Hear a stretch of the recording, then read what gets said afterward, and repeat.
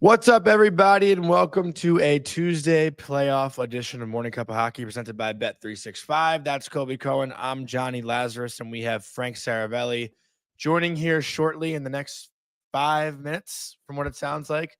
As to what Colby's telling me, I actually traveled out to Iowa last night, which is where I am right now for the second time in 2 weeks with Frank last night. So got to have some laughs with him, and I'm sure he'll make a lot of fun of me when he hops on here. So anticipate a lot of good jokes. But Colby, how you doing this morning? No hockey last night. Get some good rest. I was specifically asked to wait for Frank to bring up some of the things that I wanted to bring up from your day yesterday. But okay, I got to tell you, people reaching out to me about you is like a full-time job.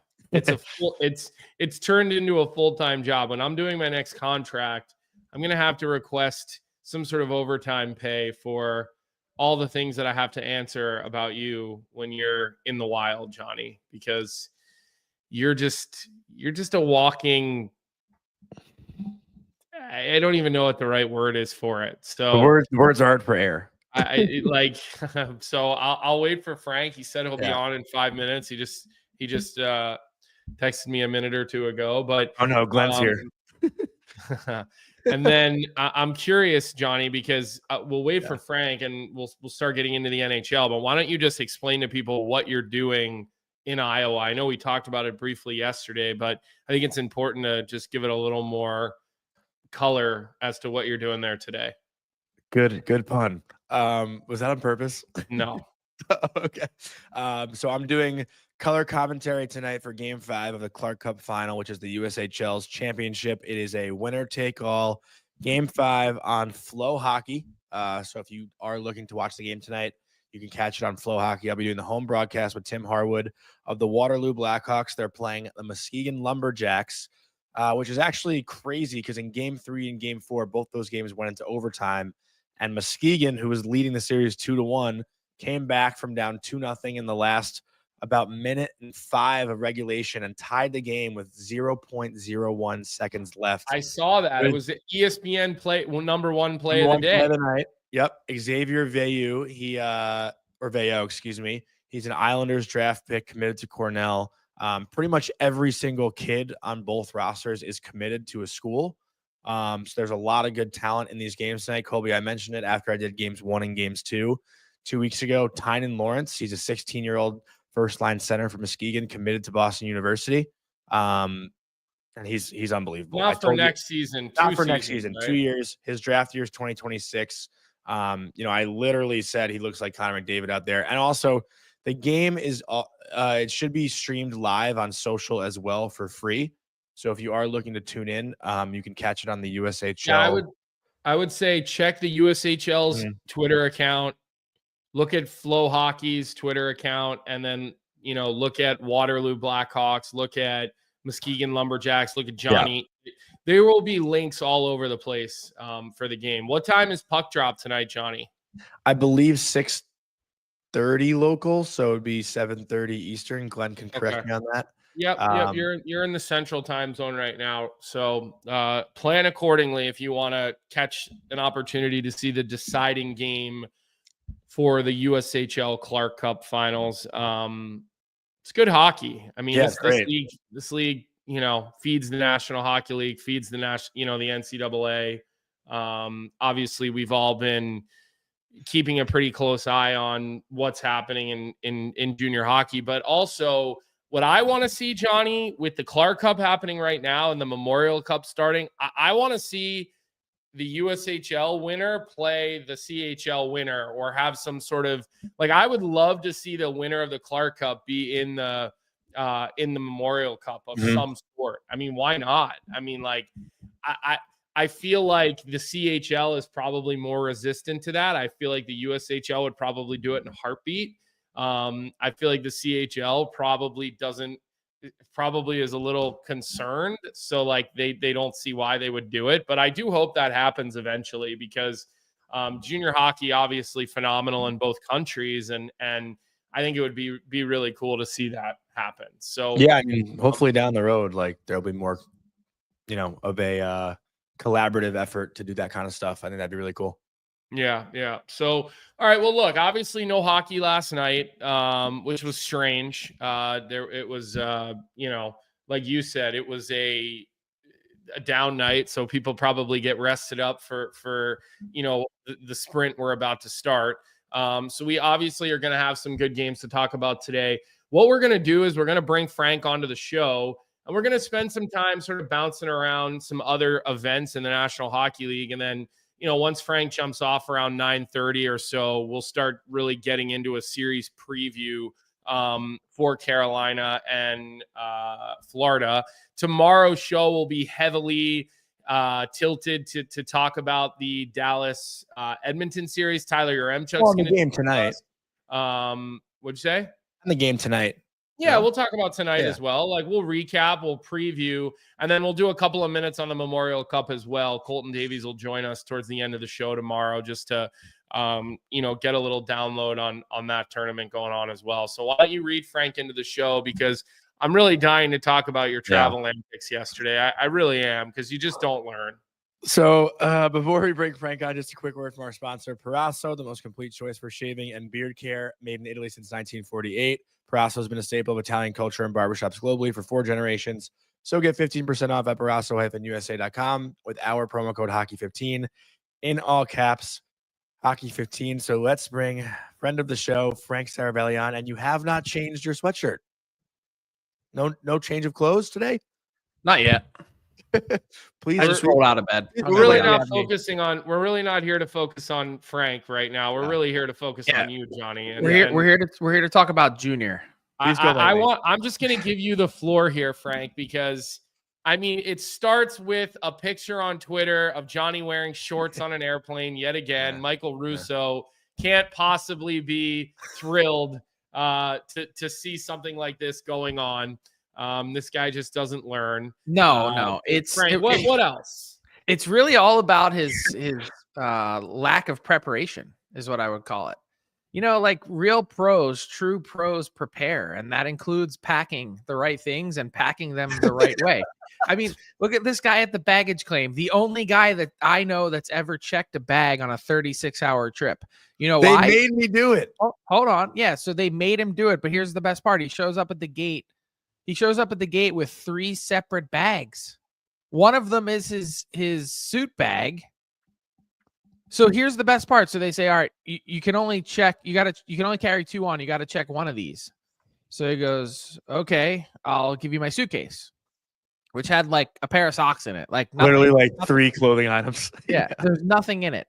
So he checks that and he goes, well, I had to keep my suit from wrinkling. Like, well, fold it up and put it in the suitcase that you're checking. Like, if they said to me, hey, sir, we must check your bag, I'd say, all right, hold on a second. I'll just put this in there. Then you don't have to check anything.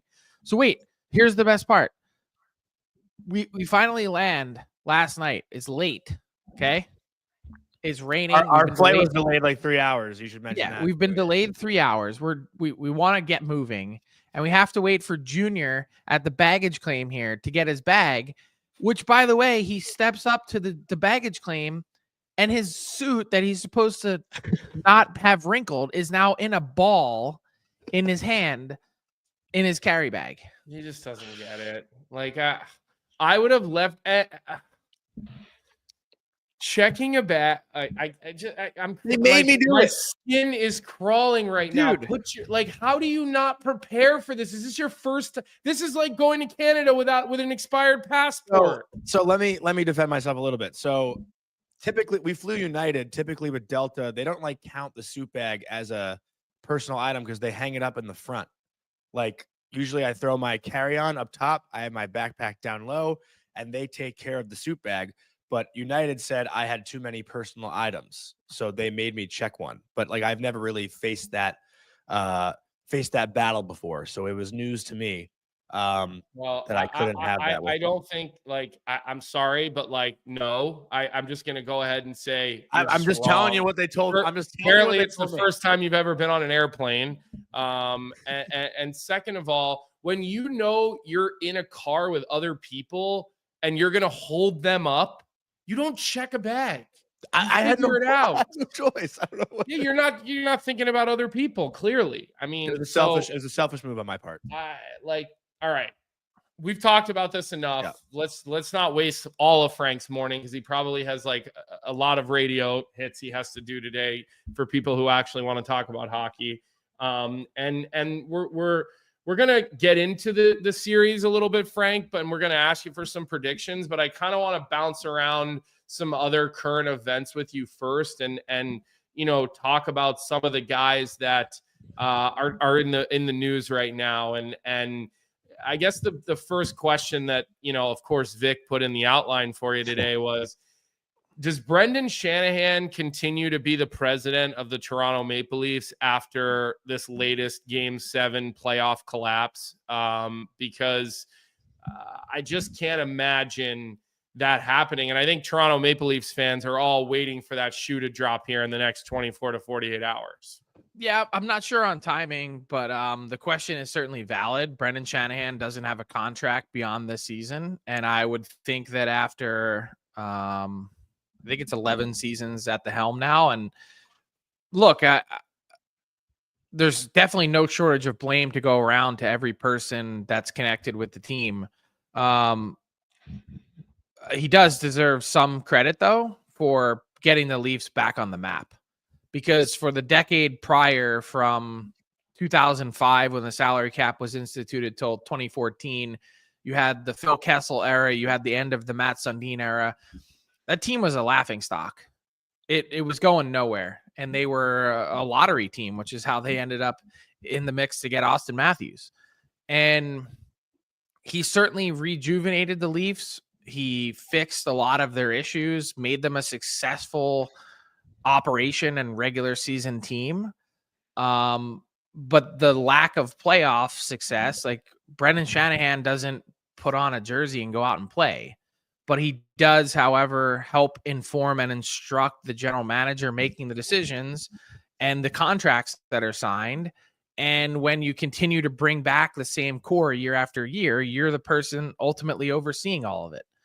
So, yeah, I mean, certainly connected to that. And I think that this being a results-oriented business, which it is, plus I think a really key change here is that Maple Leaf Sports and Entertainment was acquired in whole by Rogers. They have a new owner, essentially. And with Keith Pelly being installed as the CEO, like I'd imagine that, after seeing this lack of success in the playoffs, like what we're talking about here is this team hasn't even gotten halfway there. I mean, did anyone hear about the Vancouver Canucks bragging about their second round exit last year? Not that the Leafs are, of course. I said yesterday, and you guys tell me if I'm crazy, I said yesterday that this is the most disappointing decade in Toronto Maple Leafs history. And people said, were you around for the 80s? Did you see the last 10 years prior to this? There are no expectations when no one thinks you're any good. Yeah, when you have all those players, you have that top-end talent and have nothing to show for it. How do you – I don't even know how you argue with that. Is Brendan Shanahan going to be a hot commodity if he is, like we assume he goes the other way? Like I've seen reports that he would be the Islanders would be interested in him amongst other teams. Frank, is that because of all of the points that you just laid out? Like it's easy to just harp on the negatives. I think you're bringing some other thought pieces and to the conversation. Does he end up getting an opportunity to go do this for someone else? And if you had to guess, I think the answer is that it's up to him. Wow. He was the highest paid executive in the NHL, I think, for a while now. Interesting. He made a pile of money as a player. His kids are getting older. Like, I don't know what his thought process is, what his plan is. If he wants to work again, there will most certainly be an opportunity. I think a lot of people have been curious where that next landing spot will be. Do the Islanders make any sense? I personally don't see it. But then I think the next thing you wonder about is, would there be some fit back in the league office? As remember, he came to the Leafs from the Department of Player Safety. So look, there's always underline, period, highlighter. There's always going to be an opportunity and a job for Brendan Shanahan if he wants it. The question is, does he want it? I keep seeing like the Islanders reporters, like Stefan Rosner, I feel like putting it out there, and maybe just other Islanders fans that have been saying Shanahan's name. Like that's just what I keep seeing. I feel like, but yeah, I feel like there's a lot of dot connecting is what we're seeing going on now, and not any. I don't want to say not any actual reporting, but very little actual reporting. Yeah. People say, "Oh, this guy's like." I mean, how many stories did you see yesterday where should Team X go after Mitch Marner? I cover Team X. Should team? Yeah. How many of these things are actually rooted in reality? That's just everyone looking for something to write about, right? Like that's what you got to do. If your team's not in the playoffs, you just got to find a way to make a story, right? I mean, but like with that, Frank, with Marner, like he seems like he could be the number one choice right now for this question. But is there any upcoming free agent that was in the playoffs that you think their stock or next contract has plummeted the most? I don't know if I want to say plummeted. That's a pretty harsh word, I feel like, to use for this. But if there's one guy you can think of who's an upcoming free agent that maybe would have been paid a little bit more than they now would after a playoff performance, I'm curious who you would list at the top of that. I mean, it probably wouldn't be Marner, to be honest, because Brock Nelson comes to mind. Well, Brock Nelson is a good one because he really was pretty quiet during the playoffs, and he turns 34. Mm-hmm. But again, there's probably some limitations to that. Like Brock Nelson is still going to get paid. He's still going to get a deal. What he might have done is cut a year off of that deal. Instead of it being a 4-year deal that he could get somewhere, it might be a 3. I'm just hypothetical spitballing, which is still a pretty big drop. I'm just pulling up my top 50 free agents here just to make sure I'm not missing anyone. I'll tell you who's gone the other way is Brad Marchand. Like this series is a great indicator of, hey, people were wondering, what does this guy have left in the tank? Why is it that the Bruins are giving up on him? Why aren't they re-signing him to a 3 or a 4 or 5-year deal to keep him?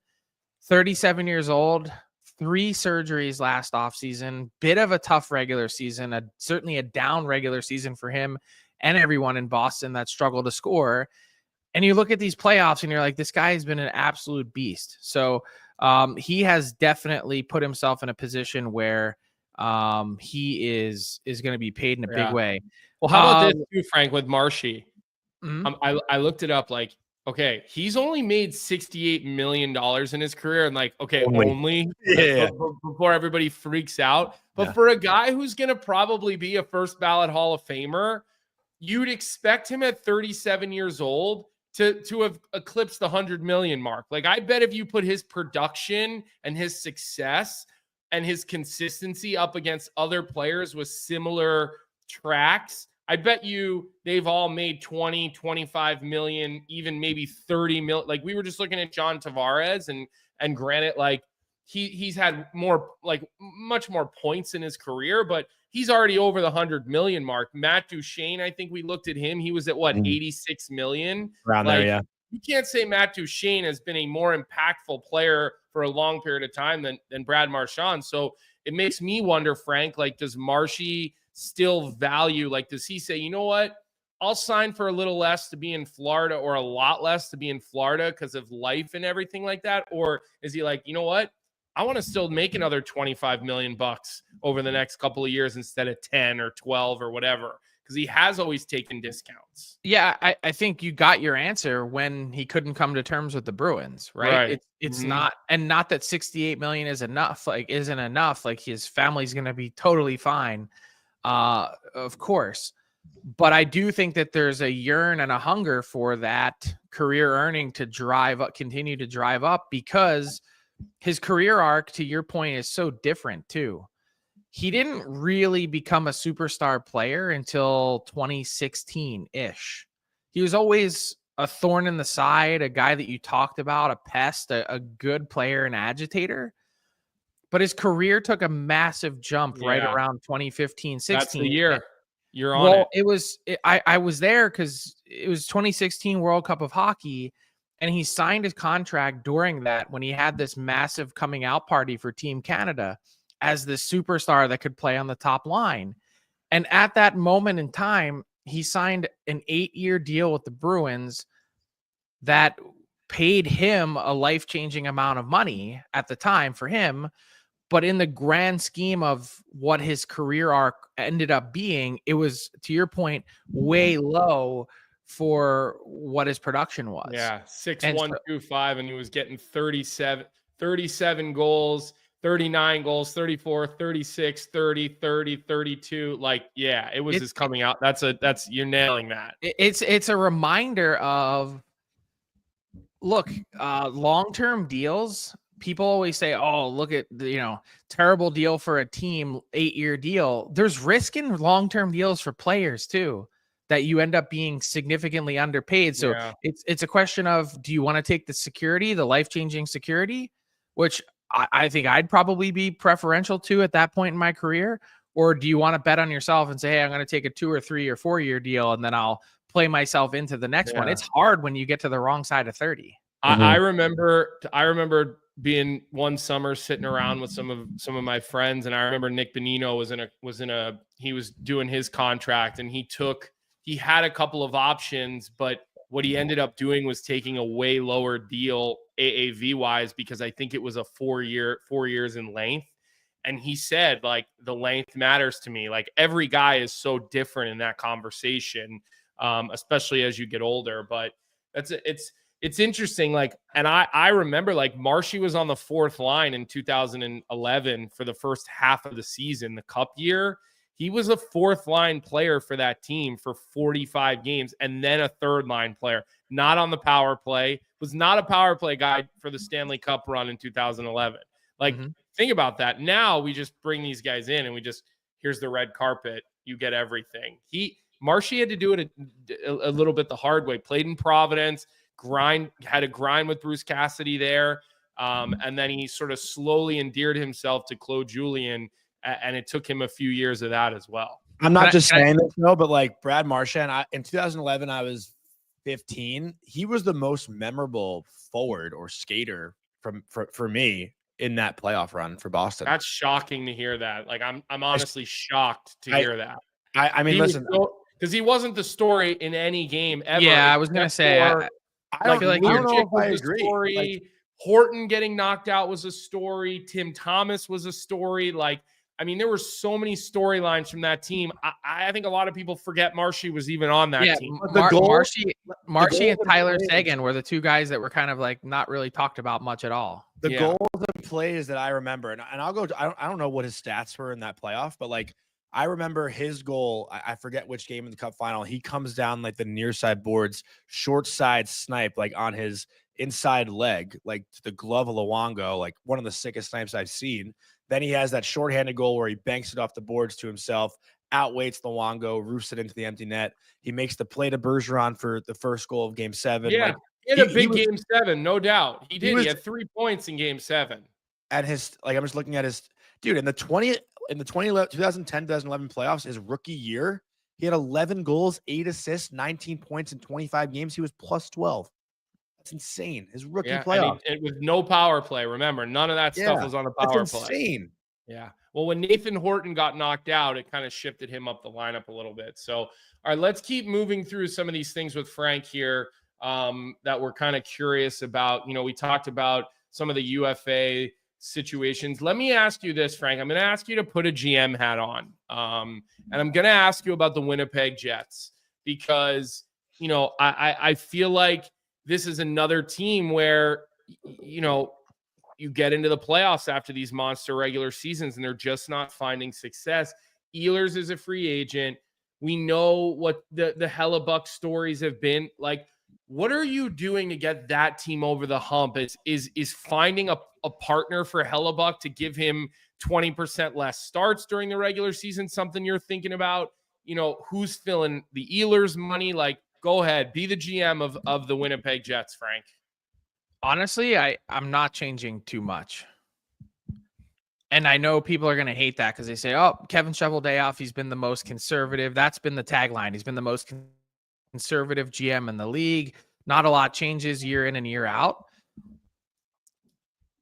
I realize what I'm about to say because if you compare it to the criticism that we've had of the Toronto Maple Leafs, you'd say, well, why are you less hard on the Jets? Because nobody makes north of $10 million. Well, no, but you're right. Like, Connor Hellebuck has been an all-world regular season player. Hart Trophy finalist this year, about to win his third Vezina. He like the fact that he wasn't able to get it done in the playoffs, I think definitely is a huge question mark. But I don't know that that's necessarily the only thing. I think in the end, the Jets were outclassed. And I think as much as Dallas hasn't really gotten depth scoring, they're definitely the deeper team.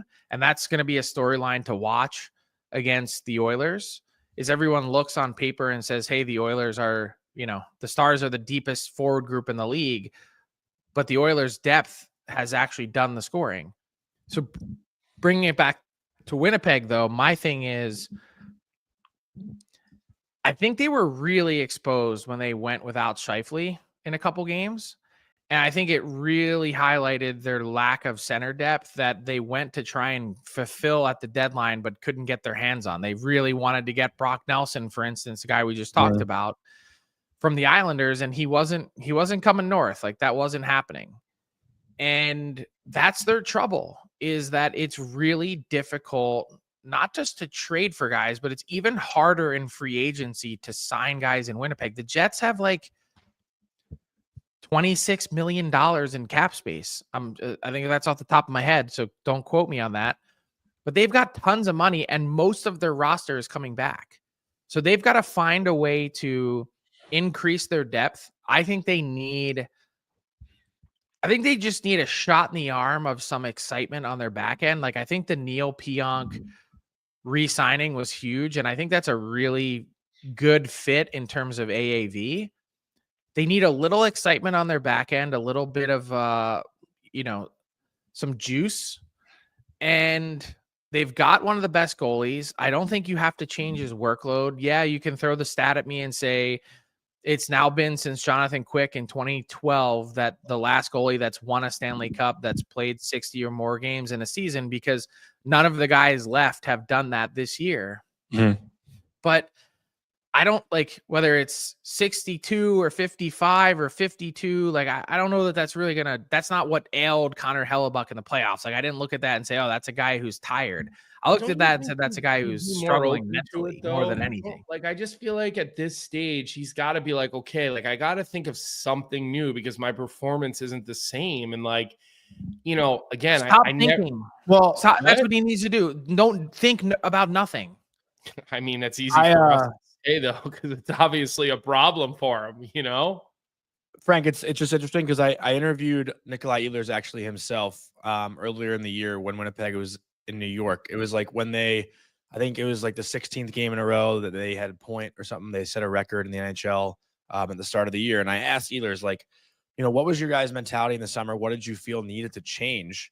And he said, like, we didn't think we needed a change in personnel. Like, we got embarrassed last year in the first round, but we knew everything in this room was good enough to go on and win. We just needed to flip our mindset. Like, that was one thing he specifically said, was flip our mindset. But now, even talking to some Winnipeg fans, like Chef Richard and I have been DMing a little bit. I don't see him in the chat today, but the Jets fans, from what I understand, like, there's no bad taste in their mouth with the way that they went out this year. And maybe that's honestly them rallying around, everything that happened with Scheifele and the game he played. And maybe you just, want to feel for him and it feels a little bit different because of that. But, the Jets played their asses off and they found a way to sneak out a Game 7 win on home ice. They played a really strong Dallas team to one goal away from forcing a Game 7. I think it's much different than years past. But still, it's much different than years past from what I've gathered from Jets fans. I mean, that's just, it's not my opinion. That's what they have told me, at least. And that kind of is going hand in hand with what I'm saying. Like 0-6 on the road, you find a way to clean that up. You play better in St. Louis. All of a sudden, you make quick work of them. There's a different feel heading into round 2. Hellebuck struggles maybe aren't as amplified. All those things go into it. And then you lose to a good Dallas team that really could go on and win the Stanley Cup. Should they have beaten Dallas? I mean, I don't look at those two teams on paper and say the wrong team won. No, me either.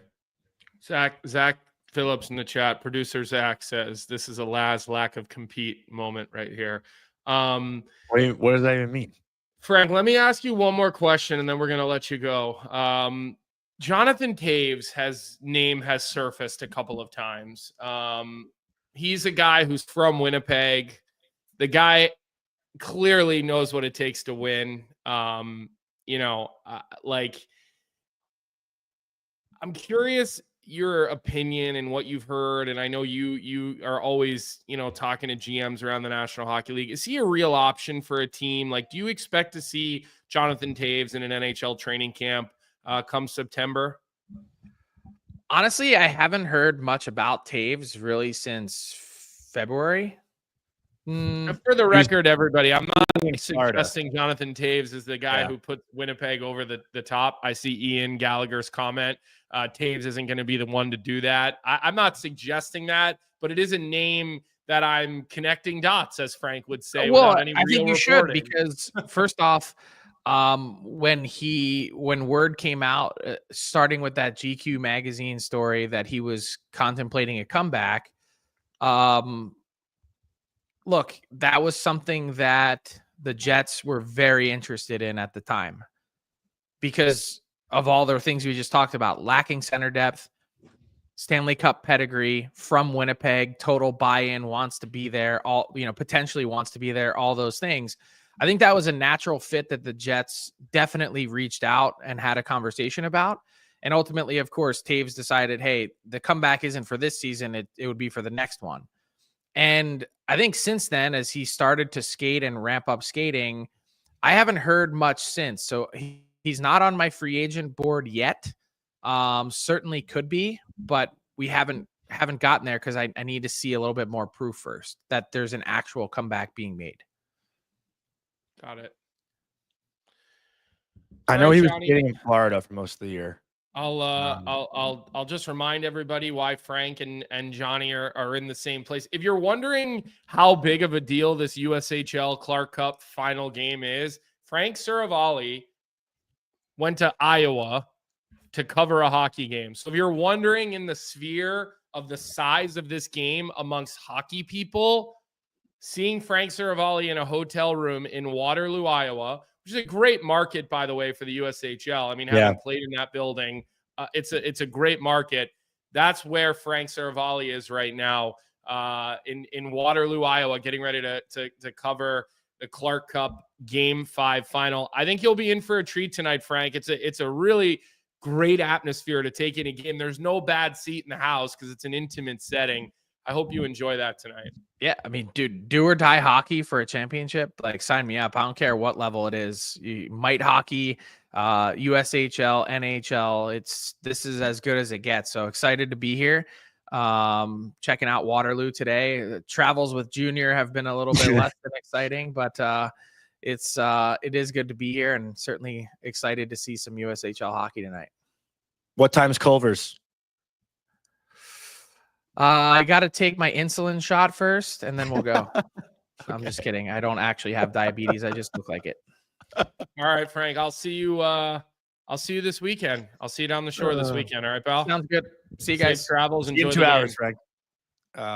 All right. He actually went pretty light on me. But good stuff from Frank. Now let's get into the games tonight, Colby. I want to talk about this series because I think you and I are on really different ends of the spectrum of the series and how we see this playing out. Yeah, but I see you in the chat talking about Scott Morrow. Is he playing tonight? Did you see that? No, somebody's. Well, I know first off, feels like questionable, right? He's questionable. Yeah. So is it Morrow or is it Nishkin or Nishishkin or whatever? He's not in a place yet where I'm too worried about his name. So and I said I hope Morrow plays, and then I think Ian in our chat asked me why I felt that way. Ian Dragon asked me why I feel that way, and I to just full transparency, I'd love to see Scott Morrow play. Pure bias. Like I've watched Scott Morrow play college hockey. I've covered his games. I've had an opportunity to get to know him a little bit, meet his coaches. Huge fan of the way that guy plays. I think he's an NHLer for sure. But it's not like I've watched him play and I'm saying he's better or it's pure bias. Like, full transparency. That's why I said that in the chat, why I would love to see Scott Morrow get an opportunity to play, Johnny. Yeah, I mean, me too. I mean, again, like I've watched his games a lot over the past few years at UMass guy, big, strong kid, great skater. Also, adds an offensive element to Carolina's blue line, which they don't have a Well, ton and they're going to of. need, They don't have a ton of. You look at this series, Johnny, and you look at the discrepancies. I mean, you're talking about the highest scoring team in the playoffs, which, Florida's averaging just about 2.5 goals per game. Mhm. And then you're talking about Carolina, who has given up the fewest goals in the playoffs. And also, I'm pretty sure Florida, we'll have to get Vic on this stat, but doesn't Florida have the most goals from defensemen right now? I'm pretty sure that was a stat that I had heard. I mean, I don't know that for sure. I mean, you also have this series also has the two premier shutdown two-way defensemen in the National Hockey League, in Slavin and Forsling. And I think one of the more interesting matchups and like who's going to draw who, right? On home ice, obviously, you're going to get your matchups from your premier defenseman. The question that I have for you, Johnny, and looking at the lineup for the Florida Panthers, like, who are you sending Slavin out again? Because the depth of those three lines is unmatched. I mean, I think Carolina's full of good players, but if you could put up Florida's here, Vic, for a second, because we are talking who Slavin is going to go out and play against in this series.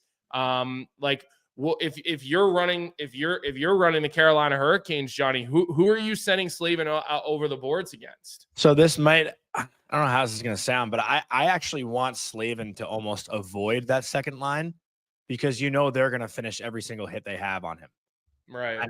And they're going to run him down the longer this series goes. So I would think you want Slavin on the top line of Barkov, Reinhart, Rodriguez. I mean, those guys, yeah, sure, they throw the body a little bit, but nowhere near as much as that second line hits. And then the third line, honestly, that's probably been their most consistent scoring line throughout these playoffs. So maybe you put them on them, but obviously you look at this roster and Barkov is the guy you really do have to worry about the most, I feel like, right? Like, I feel like that's a given. But I just know Bennett, Tkachuk, and Verhaeghe, if I'm a defenseman on Carolina, like I'm looking out for those three guys when I'm going back on the puck trying to break it out because I know that they're going to run me. So, thinking about that, I feel like for Slavin, it might even be the third line. It might be the third line if you want to have him out there to shut that down. But then, so that means you feel okay with Barkov or Bennett's line. One of them's going to draw Ghost and either Morrow or Nikishin. And the other one's going to draw Orlov and Walker. I mean, listen, Orlov and Walker is a pretty good defensive pair. Like, let's not overlook those two as pushovers. I don't really. It's a tough. I mean, I would rather. Like, do you want Slavin and Burns out there against the best forechecking line or the best offensive line, skill wise? Like, that's kind of what I'm debating in my head right now. Probably the best, not the best forechecking line, the skill line, because from a forechecking standpoint, look, all 6 of the Carolina defensemen can break the puck out against pressure. I mean, look, Florida's always going to create problems on their forecheck, but this group of 6 is capable of breaking pucks out against anybody. And so is the group of 6 for Florida, by the way. I mean, you have 12 defensemen that are going to play in this series, maybe 13 or 14, depending on who draws in, into some of these other situations. Like, everybody can move the puck. Everybody can skate. I mean, it is 2, premier groupings of defensemen, especially with the way Seth Jones has played. I mean, Ekblad, Jones, Kulikov down the right side. And then you've got all that, the heaviness of Mikkola, Forsling's a shutdown. Aaron Ekblad, who I think a lot of Panthers fans were ready to say bye to after last year's playoff. I think a lot of people were frustrated with Ekblad after last year's playoffs. I think he's been tremendous this year. And it's a contract year for him, so it's good timing. You've got Tkachuk, it sounds like he's hurt. I mean, I think coming back, whatever he's dealing with, there's rumors he had to go to Germany to see the doctor and this and that. I mean, like, it's a challenge. And to me, Johnny, the biggest question is going to be, like, I look at how good Freddie Anderson has been. He's been the best goaltender in the playoffs. He's 7-2. He's got a 136 and a 937. But he's about to see a lot more pressure, and he's going to see that pressure from inside the dots. The Florida Panthers are not a perimeter team. You look at the way they scored all their goals in Game 6 and Game 5 and Game 7. Like, they get to the net, right? Like, and Carolina's going to have their hands full trying to seal off those areas in the net when the pucks go low to high. Florida just gangbusters towards the net. Nobody's admiring their passes. They get inside. Bennett is going to be all over Anderson. Like, this is going to be a really interesting matchup of who is going to enforce their style more down the throat of the other team, right? Very different the way they go about their business. Also, Colby, like, I just remembered too, in Game 4 of that 2023 series, do you remember that Sam Bennett hit on Jacob Slavin? Jacob Slavin got hurt in the first period and missed the rest of this game.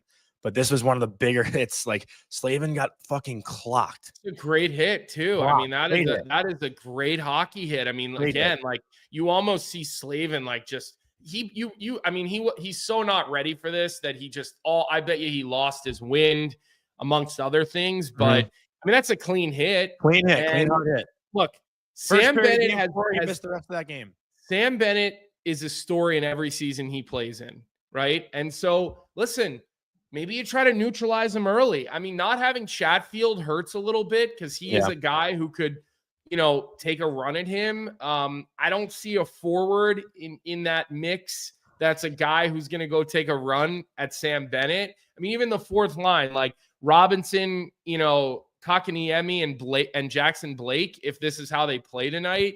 I know Martinook is a little banged up, but he says he's going to play. Blake was also playing first line for most of the playoffs. I'm surprised. Sorry, say it again. Blake was playing first line. Yeah, we'll see what happens, because he looks like he found his way into the doghouse a little, or Taylor Hall has just played so well, that he's kind of elevated his role. But it is a bit of it's like that fourth line with Robinson, who can play. Like, Robinson's a good player and Blake is a good player, but it's not a real, like, they're not going to impose their will on you, that line. That third line of Stahl, Martinook, and Carey, that's a little heavier, but this is why, like, even going through this exercise, like, I just don't see how Carolina is going to beat Florida. Like, I just don't see how. Like, I know you're on the other side of that, but you're saying they won't impose their will, but they will stay above the puck. That is one thing that they will do, that they can do with Florida. Florida did such a great job in Game 5, Game 7 at keeping their F3 high, making sure that Toronto didn't really have many odd man rushes, taking away the walls. And Carolina does the same exact thing. Like, how many odd man rushes do the Carolina Hurricanes give up? Not many. Yeah, but listen, like, look at the goals, okay? Think of the goals. Low to high, to the net, and they're on their rebounds. They're on the paint. Bennett is running through the crease, making goaltenders look around. Carolina does the same shit. They're just not as I guess, in terms of the Panthers, they're not as ratty. But you know what? They don't score like the Panthers do. Let me say one thing, though. I think these two play such a similar style, but the Panthers have such a different swagger about them that it's just louder. Yeah, and Carolina scores a lot the same way. Is this better? Is talking about in the chat. Florida eats players like Jack Roslovic, who's their second line center. Like, Jack Roslovic, I think, to me, is that, like, that's a bad matchup.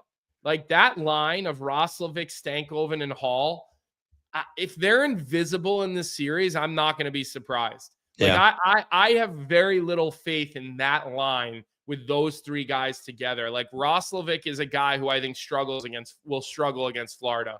I think Stankoven of those three teams probably has the most compete in his game, probably has the most even sandpaper in his game. And I know he's the smallest one, but like, that line I would think is going to struggle a little bit. And I think that the fourth line of Robinson, Kotkaniemi, and Blake will have a little bit of a difficult time in this series. And, I look at the Florida lines, like, I don't look at any of those lines and think you're going to struggle. Now, granted, you're going to get erased by Slavin. He's just going to erase plays. There's like, but in a different manner. It's not physically imposing with Slavin. Like, Slavin might be the most efficient defenseman on top of being a premier defenseman. And I don't just think he's a shutdown defenseman, by the way. I think he's got first pass ability. I think he can make big plays. I think he gets pucks through to the net. He's got a big shot. Like, there's more to Slavin than just shutdown defenseman, but I also think he's as efficient as anybody.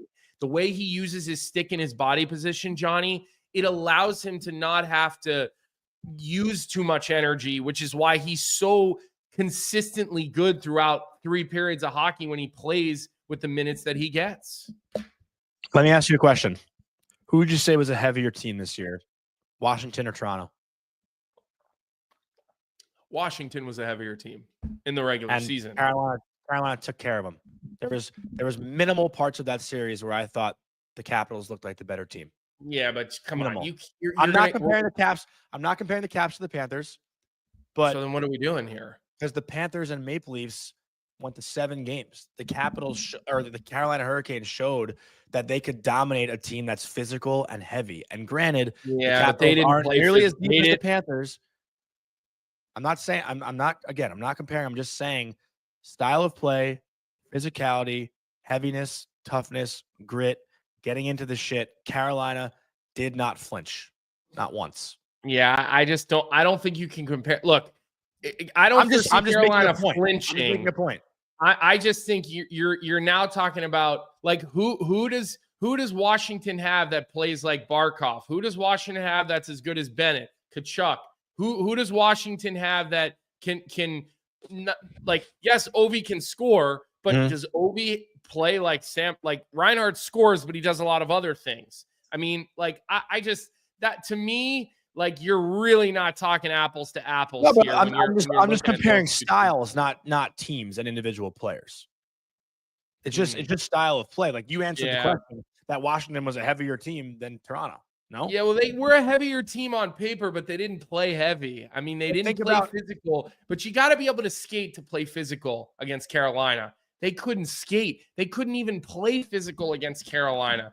McMichaels, Protaw, all those big forwards that we thought would be impactful, Dubois, like, they were 2-3 steps behind every play, so there's no ability to even play physical. So let me follow up with one quick thing. Like you said, like, who do the Canes have, or what was it, like the Capitals have anyone that compares to Barkov, right? Like, that was what you were just saying, or Bennett or stuff like that. Like, did the Toronto Maple Leafs have anyone that compares to Jordan Staal or Jordan Martinook or let's say Jacob Slavin, I guess? Like, did they have those players? No, like, it's a different ball game. They're going to see something totally different than what they just saw for 7 games against Toronto. You're arguing on my side of this response now, right? I'm not. You've jumped the shark here on I'm saying it's not apples to apples, and you're making my case. You're literally making. But you were saying the Barkov thing with the Capitals, and I was trying to flip that with the Canes to the Leafs. It didn't work though. You just jumped the ship, and you came on board with my response to the. I take it back. To the argument. Listen, this could be a really good series. Like I do feel like this is the best, team matchup that we've seen for Carolina, meaning they're playing at a high level, they're getting consistent goaltending, they're finding ways to score goals, and they're patient. They're comfortable in low-scoring games. They're very comfortable in a 0-0 game, a 1-1 game late, because they wait and they wait and they wait. Right? They don't ever cheat. And Florida cheats. And Bob needs to be better than a 901. And he was really good down the stretch against Toronto, but he saw games 5 and 7. It was like a joke, the type of pressure that Bob faced. It was a joke. Yeah, he had to make a couple of big saves, but the constant pressure, forget it. So there wasn't like one offensive zone shift where he faced like 3 or 4 shots. It was like one and done. I am fully expecting this series to come down to the final minutes of Game 7. I mean, I really do. If we have a bunch of overtime games, if we see a couple of games that maybe get a little bit higher scoring, but then a couple that end up 2-1, 3-2. Like, I will not be surprised. This series to me will be a premier series of playoff style, playoff looking hockey, right? Like, we've seen other series at times in this playoffs that don't look like playoff series, right? Lopsided, high scoring, big deltas between the two teams. This is going to be a great series that's going to be tight. I think it's going to go game 7. I still think Florida, like, I'm not picking against Florida for the series, Johnny, but I think Carolina is going to give them everything they can handle. And you know, I do think that, you know, it's going to be seeing how healthy Matthew Tkachuk is. I mean, he can't be a zero factor in the series, right? He can't. He's got to find a way to contribute. If it's not offensively because he's struggling, think about this. Like, when you're struggling with an injury, if you're getting exposed at a level 5 out of 10 against Toronto, you're going to get exposed at an 8 or a 9 against Carolina, right? Because of the way that they play. So that's something we'll keep an eye on. And I do think Jalen, you know, Chatfield, like, he steadies that third pair, right? Like, he's sort of the steadying factor there, and he allows Shane Gostisbehere to kind of do his thing a little bit, right? So I think that's also something to keep an eye on, right? And I think home ice, because we have these premier defensemen, I think it's more important for Carolina because of Slavin, where with the other team, you really do have that Jones, you know, the Ekblad-Forsling pair or the Jones-Mikkola pair. Like, they're both number 1 pairs the way that they're playing, right? Which, if Frank was still on here, he'd probably yell at me because he's never been a Nico Mikkola guy. I remember arguing with Frank about him when he got traded to New York years ago, and me thinking, or he signed in New York, I don't remember. But I do think, and Ian in the chat is talking, do you think 3D playoff runs plays a role in Florida's stamina, or do you think Florida is just another different world right now and running on pure adrenaline? Listen, I think both of those things can be true, Ian. The last team to do it was not that long ago. Remember, the Tampa Bay Lightning went 3 years in a row to the finals, and in the third year they looked out of steam. Right? Well, they played against a loaded Colorado Avalanche. But they just looked. It was the first time they got outclassed in a few years, right? Maybe that's going to be this series. I don't think so. I think we're on a collision course for a rematch final. But listen, that's why they play the games. Like, I'm not going to be surprised if Carolina wins. I just am not. I'm not gonna pick against Florida. So for me, Johnny, it's Florida in 7. And for me, it's Carolina in 7. And one thing that I actually have been seeing a lot in the chat that I'm excited to watch, everyone, or at least the Canes fans, are talking about Seth Jarvis, saying it's either going to be a coming out party or saying that he's not physical enough to play against a team like Florida. I think Seth Jarvis is going to be, like, all for the antics that Florida has for him. Like, Seth Jarvis, to me, seems like a guy who embraces, like, the pestiness and kind of loves getting into the shit. And he was teammates with Brad Marchand in the Four Nations. Like, they were line mates together in that tournament. Like, those two are going to go head to head. They are going to bump heads. They are going to go at it this entire series. Like, I am very excited to watch Seth Jarvis and Brad Marchand between whistles, after whistles, the shit that they're going to get into. Like, you know, that's going to be a fun little battle, I think, between those two. You know, you remember the success that line had in that tournament. But Colby, there is one other thing. I think we have a couple of Carolina Hurricanes fans that are going to cry in the chat. I mean, I do know Carolina can get whiny. The fans can get whiny at times, but I see, you know, a couple of people that no matter what you say, Johnny, if it's not the Carolina Hurricanes are going to win in 4 and then win the Stanley Cup in 4, then you're a clown. And you don't know. Johnny, how do I feel about people that call hockey puck? What do I always say about that? You hate them. I think I just say, if you're saying you know or don't know puck, then you get written off immediately there, because but let me say one thing. You have no fucking clue what you're talking about. I think it's really funny because, like, in years past, I've kind of always shit on Carolina. And that is fair, Ferdinand. Nothing compares to Leafs fans. I'm with you on that, yes. Ferdinand. It's funny though, because I feel like it's a flip-flop. Like, in years past, I have always kind of shit on Carolina and said they're not as good as everyone thinks they are. Because they always play the Rangers. I know. And I've been right both times. But this time around, it feels like everyone else is like writing Carolina off, sleeping on Carolina. I mean, the comments in our clip yesterday were like, oh, if the Leafs won game 7, they would have fucking ran through Carolina. And I'm like, who are you kidding? No, they wouldn't have. But everyone, it seems like, has written Carolina off. And I'm all over the Canes in this series. Like, I am more confident about Carolina this year than I have ever been. And why is that?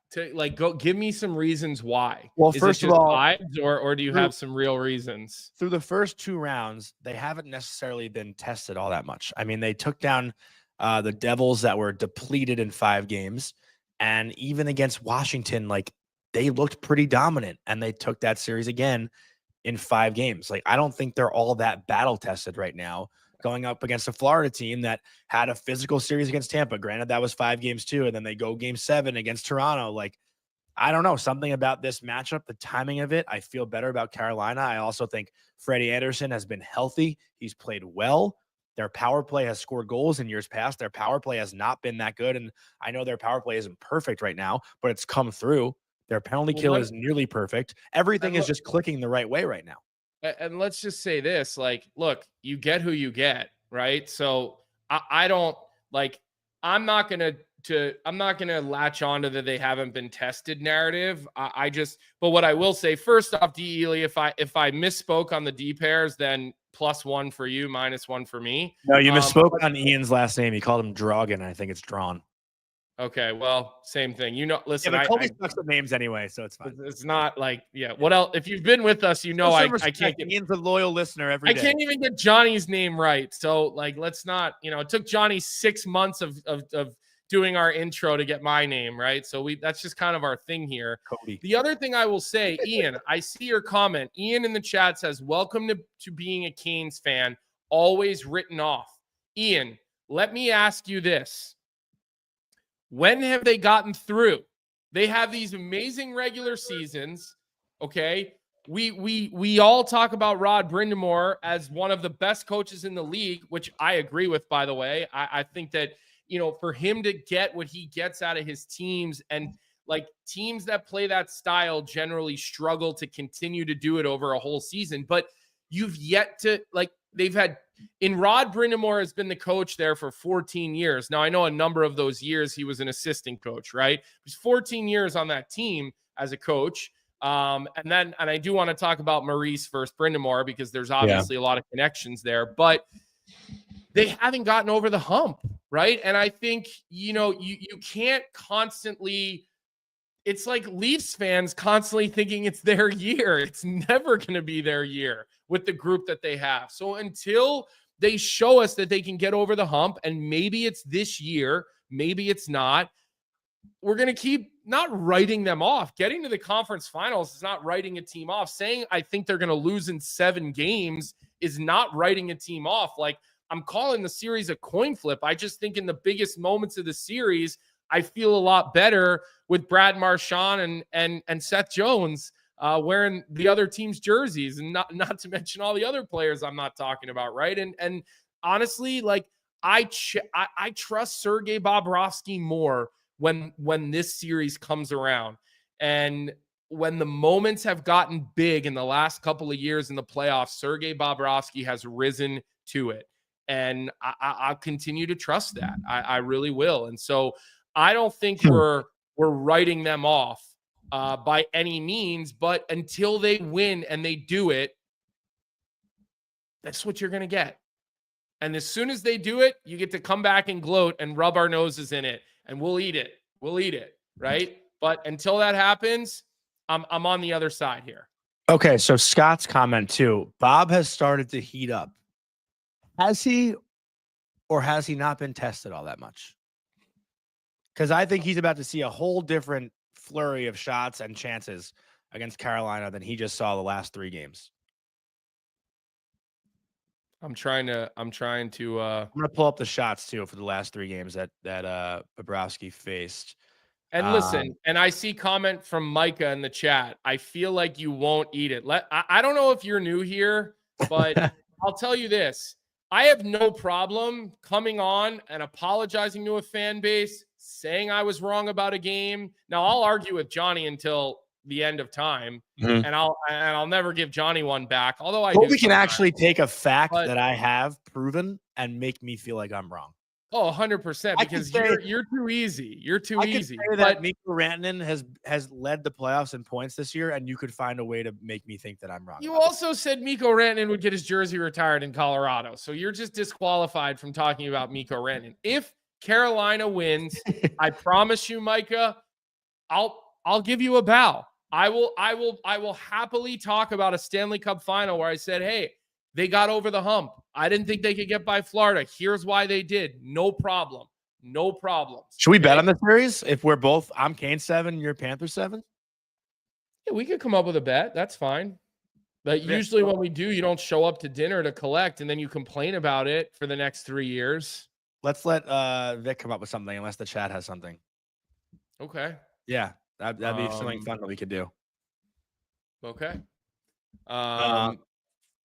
While Yeah, we're on this, though, Vic is lining it up. Like, all right. I mean, how many apologies have I given the Edmonton Oilers this playoffs and the Edmonton Oilers fans? And I've specifically told D White I'm sorry. I mean, Tyler has come on and he's been dancing in our faces, and we've had to eat our words on that one. We've 100% had to eat our words on that one.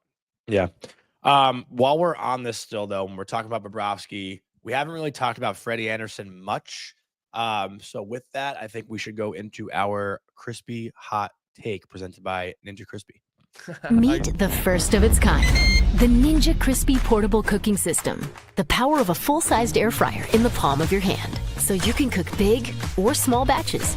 Just prep it, crisp it, serve it, and store it all in one.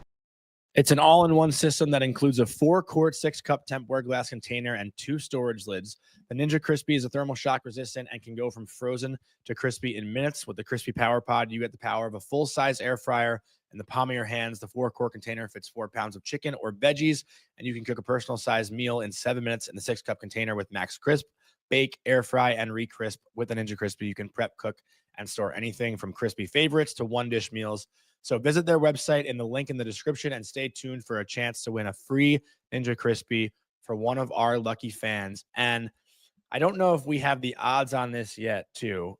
This is something we can mention a little bit later on. But today's Ninja Crispy hot take, if there's one player that needs to play his absolute best for the Carolina Hurricanes to get through, it is Freddie Anderson. And my hot take for today is that Freddie Anderson will win this year's Conn Smythe Trophy when the Carolina Hurricanes get to the Stanley Cup final. So that's the crispy hot take. I mean, he's also plus 500 right now to win the Conn Smythe. What's Slavin? Do we know? What's Slavin to win the Conn Smythe? Vic will have that. That's actually a good pick too. But right now, just Freddie Anderson's numbers. He's got a .937 save percentage, a 1.36 goals against average. And let me just check Money Puck, because the goals saved above expected is always a good thing to add too. He also has the best goals saved above expected in the playoffs, plus 12.2 right now. So statistically, he's been the best goalie in the playoffs. I am gonna put. You know me, I'm not a bettor, but maybe I can send you the money, Johnny, and you can put the bet in for me, since I don't even have betting accounts. Slavin is plus 6,000 for the Conn Smythe.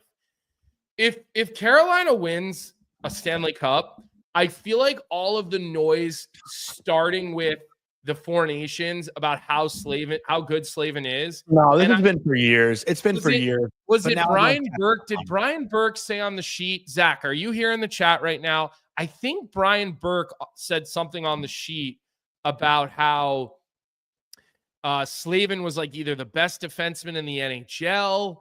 He said something about Slavin that was like, yeah, you're not wrong, but not enough people say it. And I think, with all the media that they all get their votes for the Conn Smythe and everything like that, like at plus 6,000, I'd bet a couple $100 on that. I mean, the upside is huge. And if they do win a Stanley Cup, I mean, that guy's probably going to be the best player for his team. I mean, you'd think. Can you think of okay. So here's Zach Phillips in the chat, who's the producer for the sheet. He said Brian Burke said he's the best D-man in the NHL, and Merrick said that he was the best player at Four Nations. And like, how do you argue a lot of that? Like, it's hard to argue that. We've gotten away from what a defenseman does and what they look like, but like, it's hard to argue those statements. It really is. Well, that's my question. Like, can you think of the last defensive defenseman to win a Conn Smythe? Like, I'm going to look it up. I can't think of one. But he's not a defensive. But he's only got 4. I don't like that. I don't like calling Slavin a defensive defenseman. But he's not such an offensive weapon. He's got 4. That bothers me. Everything bothers you. That is true. Fair. Especially everything you say. Yeah. Victor Hedman, I mean, 2020, that could kind of count. But like, okay, points. 27, 37, 27, 42, 15. Okay, he didn't play a lot of games. 36. Like, the guy chips in 30 assists a year. Like, he's got 300 points in 745 games. He's going to have more points than Lafreniere is going to have in 745 games. I mean, it's like, don't get personal, okay? I just don't think calling him a defensive defenseman is the right term for him. He is a 200-foot defenseman who excels defensively, but he makes every right pass. He makes every right read in the neutral zone. He's good on the offense. Does he ever play power play? Does he ever quarterback? He's good on the offensive blue line. Okay. I'm just saying, like, he's just a defenseman. He's not a defensive defenseman. But he's not. There's a difference. Oh, okay. But like, I'm just saying here, I think plus 6,000 for this guy is a hell of a I agree. It's a great bet. And I will argue with anybody who just wants to label him a defensive defenseman, because he's not just a defensive defenseman. So do you think he's good with the puck? Yeah, but he's not, like, when he has the puck in the offensive zone, I'm not scared if I'm an opponent, like if I'm a fan of the opposing team. Really? Because he gets his shot through all the time. He makes all smart plays along the offensive blue line. Maybe he's not I'm not saying he's dynamic offensively, or he's an offensive defenseman, but he's more like, just categorizing him as a defensive defenseman, I think that's wrong. Well, I think he's the best defensive defenseman. That's all I'm saying. Like, he's a good defenseman, but he's the best defensive defenseman, if that makes sense. Yeah. Okay, fine. But Does that make sense? Is that fair? Yeah, that's fine. But he's just, to me, he's the best all-around defenseman in the National Hockey League. He has no weakness in his game. Not one. He has no weakness in his game. Doesn't play power play. But is that a weakness? It's not a strong point. That's a special, but that's a specialty. It's not a strength. Okay, but you're a defense. Okay, so who would you rather have on the ice the last minute of a game when you're up by a goal? When you're up by a goal, Quinn Hughes or that's not Jacob what I'm Slavin? saying. But I'm just asking you, who would you rather have on the ice? Where does the better question here, that what we're saying is, because we're talking about offense from Slavin, where does Slavin rank from when you're down a goal, defenseman in the league? When do you want to put him out there compared to other defensemen in the league? A lot of teams put 5 forwards on the ice when they're down a goal. Forwards are paid to score. Defensemen are supposed to be defensemen. What's the word defenseman? You're supposed to We're defend. talking about the offense. No, we're not. You're talking about the offense. I'm saying he's a 200-foot superstar defenseman, and everybody wants to label him a defensive defenseman. It's not true. I know that I'm not wrong here, but I'm gonna keep going, and then you'll keep coming back at me. So we're just gonna keep going in circles. So let's just drop it. All right, what are we doing for bet 3? Did we do 3? No, we didn't do 365. No. Let's do 365. All right, so we're gonna stick with Carolina for bet 365 tonight. No surprise there. So if you want to get into the action for Stanley Cup Playoffs at bet 365, they got you. From game props, player props, totals, and the money line. You can even bet on futures like series winners, conference champions, the Stanley Cup champions, and much, much more. So whatever your bet is, it's never ordinary at Bet365. Download the app and get in on the game. An official partner of the Stanley Cup Playoffs. Remember, you must be 19 or older. And we're keeping it simple. Game 1, home ice, best home ice team in the playoffs. Best home ice advantage, in my opinion. And we are going with Carolina Hurricanes money line minus 125. It's the rest versus rust conversation, but Carolina to me has never been a team that's been rusty. So I trust them. to come out and win game 1 tonight. Florida obviously played game 7 2 nights ago. Also, Ice Clubs just put Marchand at plus 3,300 is also pretty nice looking as well for Conn Smythe. Yeah, I agree. Yeah. That's the thing. If I'm ever making a bet, I want a bet with like huge upside. Like if I'm going to bet a couple $100, I want to be able to win $5,000. Well, so we'll get into that in the next series, Colby, but like that's always where I lean. Like as far as betting the series for the Stanley Cup final, like if you think one team is going to win, there's always more value on a player to win the Conn Smythe if you think that team is going to win. Like let's say it's Florida versus Dallas. Like I guarantee like Rantanen is probably plus 300 to win the Conn Smythe in that series versus Dallas to win the series maybe at like plus 100 or plus 105. So like that's the way you go, you know? Yeah. Well, let me ask you a question. Can we set that up? If I Venmo you or however, I want to put 100 on Slavin and I want to put 100 on Marshy. Maybe even 2 for the Conn Smythe because it's great. It's great. Yeah. It's a great payout there. Whatever you Venmo me, I will.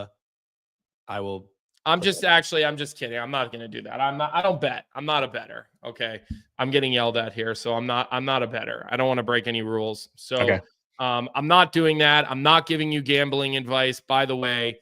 Bet responsibly. Don't look at me if something goes wrong here. There will be no bets coming from me. It was Canadian dollars anyway. Yeah, exactly. It's not even real. It's not even real money. So take all that back, Vic. I'm going to need you to erase that from the archives. I'm going to erase that from the archives. And don't worry, Dry, whatever. I'm not forgetting about the Oilers. Tomorrow is going to be heavy Oilers show. We'll talk about our futures picks for Oilers. The problem is McDavid and Draisaitl are both probably minus money to win the Conn Smythe. It's not, you're not on the same level there. So, all right, Johnny, good show today. Lots of energy. Tomorrow we'll have Tyler Yaremchuk on with us to preview the series and to talk about the Western Conference Final. Obviously, we'll go over tonight's game. Johnny, good luck in your call tonight. Waterloo versus Muskegon, game 5. 7:30 Eastern. 7:30 Eastern. Flow Hockey all over social media. Look at the USHL social media. Look at Johnny's social media. You'll find a link to it.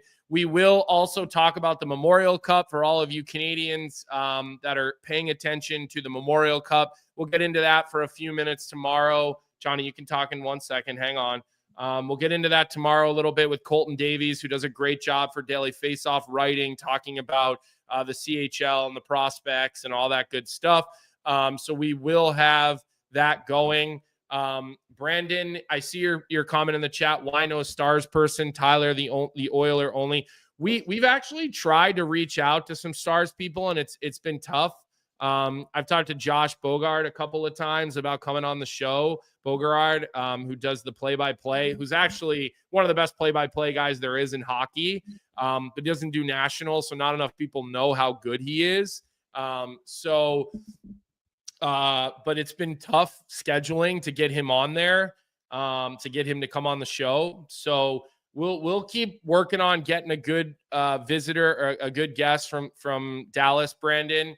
Obviously we know where your loyalty lies, so we will try to do that, but it hasn't been for a lack of trying. It hasn't worked out at this point. With that, make sure you like this episode. Make sure you guys keep subscribing. I saw again when I logged in this morning on the YouTube page, I saw we're up even more subscribers. We're at 28,300 plus subscribers. So you guys are you're doing your thing. You're subscribing. You're liking our episodes.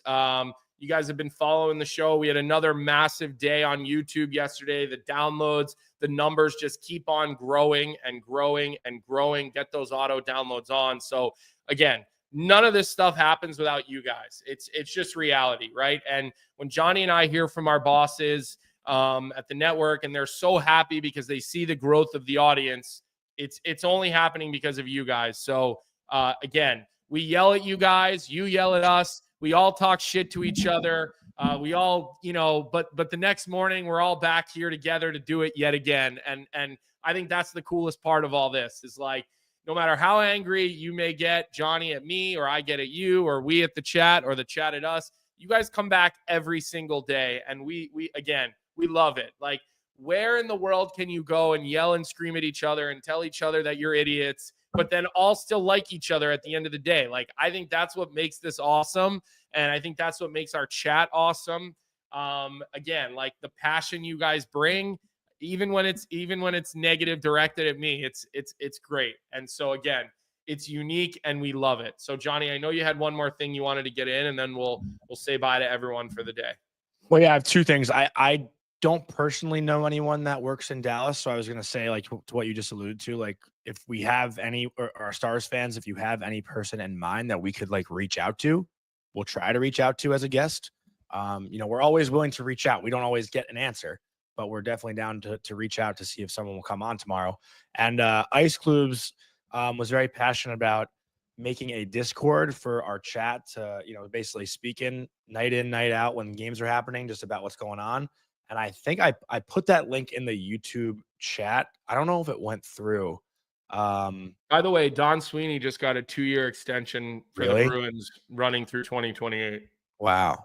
I'm not surprised at that, by the way, based on the end of the year press conference. Like, I don't think having him on a lame duck contract is the right move. So I get it. You didn't give him a 10-year extension. I'm not surprised by it. Did the link go through, or did you guys see the link come through, or no? Put it. Why don't you just put it on your Twitter? Just pin it to the top of your Twitter page. I tweeted it like last week. You know what? I'll put it in the YouTube comments of this show. So if you want to join the Discord, just go to the comment section of this show, and you can click on it there or copy and paste it there, and then you can join the Discord. I think we have like a few people in it so far. But yeah, I'll post it in the description, or I'll send it to Vic. Maybe Vic can put it in the description. Good call, Tommy. That's it. That's all I've got. All right. Hit that like button on your way out the door. Let's get those subscribers. We got to get to 30,000 by the end of playoffs. If we can go back to our bosses and we can take credit for getting this channel to 30,000 by June, 15th, whenever the playoffs are going to end, and we can have that in our back pocket leading into the end of the season, which is when we will start talking with leadership about a new contract for Johnny, maybe a multi-year contract. I don't want to get ahead of myself. Maybe we'll do a multi-year deal this year, Johnny. We need your guys' help. Let's get this subscribers to 30,000. That is the goal. Zach, you guys on the sheet need to make sure you're promoting that as well. Let's bump up this channel. Let's get it to 30,000. I like the name. I like the number. It's a nice round one, and it'll look good. So we hope everybody has a great day.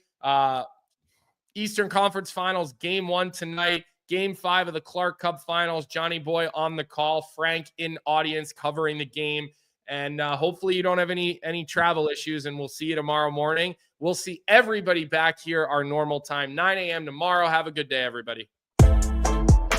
What's up, hockey fans? If you enjoyed that video, then you need to be hitting the subscribe button right here at Daily Faceoff. Exclusive interviews and analysis from our hockey insider Frank Seravalli, fantasy updates from Brock Sagan, and a daily live show at noon Eastern, Monday through Friday. You don't want to miss any of the fantastic content, so hit that subscribe button.